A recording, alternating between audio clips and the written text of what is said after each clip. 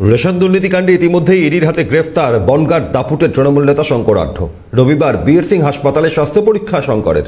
তবে এদিন নগদে বিপুল লেনদেন নিয়ে সাংবাদিকদের প্রশ্নের মুখে শঙ্করের বক্তব্য, সব ফরেক্সেই এরকম হয়।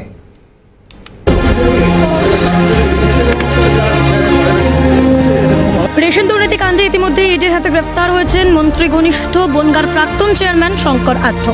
তারপর থেকেই ইডির তদন্তে একাধিক বিস্ফোরক তথ্য উঠে আসছে শঙ্করের বিরুদ্ধে। তদন্তে নেমে ইডির দাবি, রেশন দুর্নীতিতে সরাসরি যোগ রয়েছে জ্যোতিপ্রিয় ঘনিষ্ঠ শঙ্করের। শঙ্করের মাধ্যমেই রেশন দুর্নীতির কালো টাকা সাদা হয়ে পাচার হয়ে যেত বিদেশে।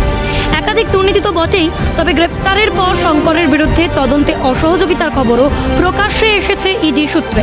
রবিবার শঙ্করকে নিয়মিত স্বাস্থ্য পরীক্ষার জন্য ইডি দপ্তর থেকে নিয়ে যাওয়া হয় বীর সিং হাসপাতালে। এদিন স্বাস্থ্য পরীক্ষার পর বেরোনোর সময় শঙ্কর আঢ্যকে জিজ্ঞাসা করা হয়, এই বিপুল টাকার লেনদেন সম্পর্কে কি তার দল জানতো? উত্তরে শঙ্কর বলেন, সব ফরেক্সে এরকম হয়, এর সঙ্গে দলের কি আছে? আপনাদের এত টাকা যে ট্রানজাকশন হয়, এটা কি আপনার দল জানতো না? আপনাদের দল কি জানতো? সব ফরেক্সে এরকম হয়, আপনার দল জানতো? এর সঙ্গে দলের কি আছে?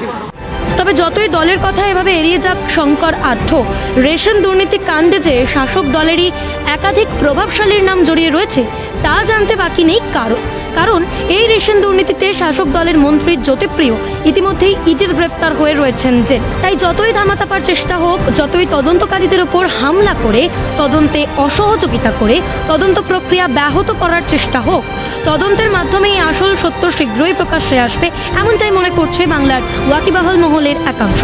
ক্যামেরায় গোপাল সেনের সঙ্গে শুভজিৎ দে, শুভদীপ মান্নার রিপোর্ট, ক্যালকাটা নিউজ।